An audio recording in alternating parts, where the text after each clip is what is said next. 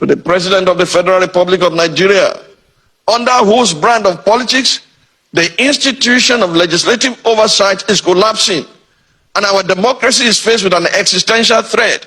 I say, Mr. President, Nigeria is too delicate for this kind of politics. If this state capture was what you meant by Emiloko, it is an anticlimax that can only be counterproductive at the end. I urge you, Mr. President, to think deeply and reflect on these words. No man is wise enough, nor good enough to be trusted with unlimited power. Mr. President, please stop playing God. Hello and what's up, guys? In this video we are diving straight into one of the boldest political statements made recently, one that has sent serious shockwaves across Nigeria. Pastor Bakare has come out strong. He is not holding back. He is looking President Tinubu straight in the face and saying, Mr. President, stop playing God. Yeah, you heard that right. This video breaks down Bakare's powerful message where he accuses Tinubu of using his influence to take over the National Assembly, turning it into what he calls a rubber stamp that only approves whatever Tinubu wants without question. So, what's the real issue here, and why is Bakare's message getting people talking? Let's get into it. Now, this isn't just a pastor talking politics for attention. Bakare is accusing the Tinubu-led presidency of doing something very dangerous, capturing the National Assembly. He says under Tinubu's watch, the National Assembly has lost its power, its voice, and its purpose. According to Bakare, the 10th National Assembly is no longer working for the people. He says it's now like a part of Tinubu's cabinet, just there to say yes to whatsoever the president wants. No debates, no checks, no balance. Let that sink in for a moment. Bakare didn't stop there. He reminded Nigerians of how past national assemblies stood strong. Back in 2010, lawmakers fought against a power-hungry cabal. In 2015, they resisted executive control when choosing their leaders.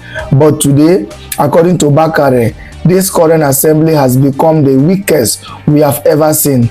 He says it is filled with legislative rascality and has failed its duty to protect our democracy.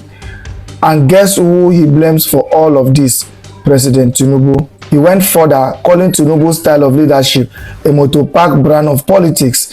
That's a strong way of saying it is messy, loud, and lawless. He is warning Nigerians that if this kind of unchecked power continues, we could end up with something worse than a democracy, something close to a dictatorship. And just in case you think he's exaggerating, Bakare gave examples of how ministers are acting like governors in states they don't even control. He pointed directly at a cabinet minister who is allegedly calling the shots in Rivers State without being elected there. Now, here is where it gets more intense. Bakare says if this current assembly was in charge back in 2006, when a third term agenda was on the table, Nigeria might have fallen into the hands of a leader who will never leave office. In his own words, he said, Nigeria is too delicate for this kind of politics, and he is right.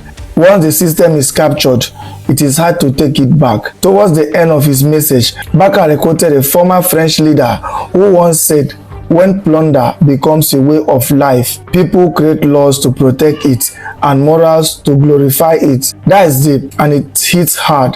Bakare is warning not just Tinubu but every Nigerian to open their eyes. He says power must be checked and no one, not even the president, should have full control without accountability. He finished with a final message to Tinubu. No man is wise enough or good enough to be trusted with unlimited power. Mr. President, please stop playing God. Guys, this video you are about to watch is not just another political speech. It is a wake-up call. Whether you agree with Bakare or not, these are serious claims and every Nigerian needs to hear them. So now, I will let you watch this video for yourself so you can see exactly what I am talking about. Also, don't forget to like, share, and subscribe to this channel if you haven't already done so. Take a look, guys, and remember to share your thought after watching.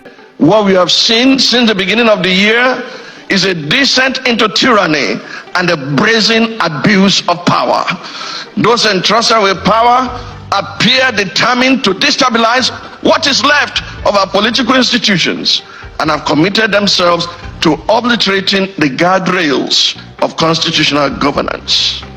From the theater of the absurd, staged in Rivers State, with puppets on strings controlled by directors in Abuja, to the dance of shame performed by the National Assembly in their rush to suspend the Constitution and endorse through the back door the usurpation of powers by President Bola Ahmed Tinubu, from the Senate shameless bid to silence Senator Natasha Akpoti-Uduaghan for demanding that the President of the Nigerian Senate should uphold the moral standard required of that office, to the uncouth outbursts of an undistinguished senatorial misfit who tried in vain to silence the distinguished citizens attempting to testify on behalf of Senator Akpoti-Uduaghan. It is clear that our so-called leaders are determined to turn Nigeria into a mafia state. At the center of this political banditry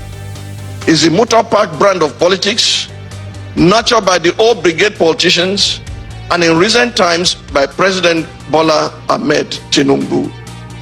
Mr. President, it is through your influence that the Nigerian National Assembly has become a haven for legislative rascality.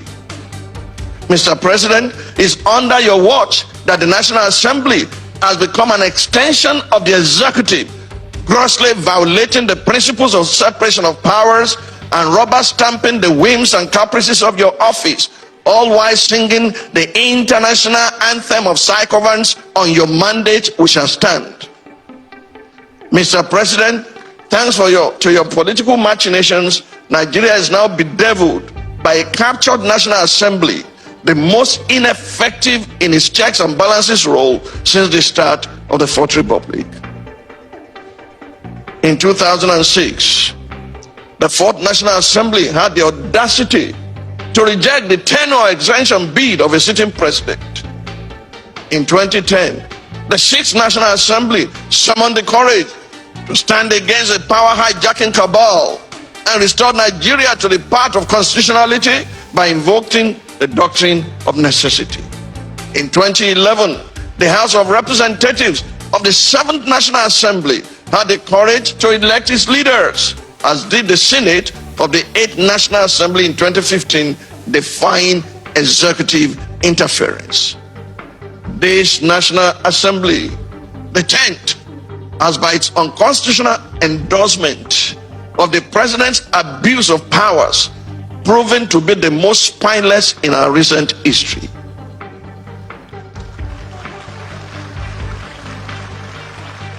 Through its actions and inactions, the National Assembly has in effect become the 48th member of the President's cabinet. While a cabinet minister by the name of Wike, is it Wike or Wike or Wakeep,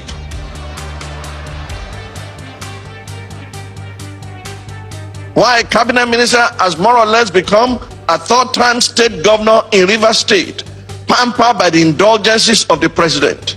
Recent events have made it clear to Nigerians that had this assembly been in place in 2006, when the third-term agenda was proposed, our democracy would have since morphed into one of Africa's lamentable tales of sit-tight dictatorship. To the president of the Nigerian Senate, who has not heeded the call to subject himself to an unbiased investigation, to clear his name of the allegations leveled against him, and under whose leadership the National Assembly has become a carry-go legislature, hiding under the umbrella of technicalities and a dubious voice voting system. I leave you and your conscience with the words of Frederic Bessiert, former deputy of the French National Assembly.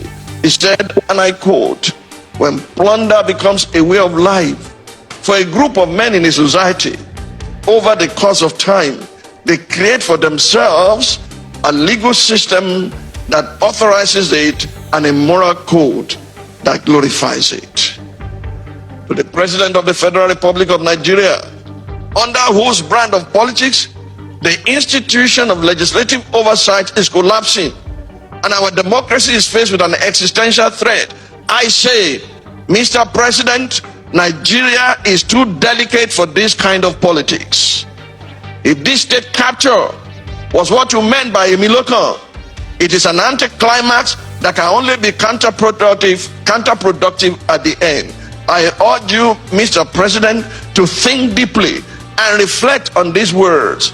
No man is wise enough, nor good enough to be trusted with unlimited power. Mr. President, please stop playing God.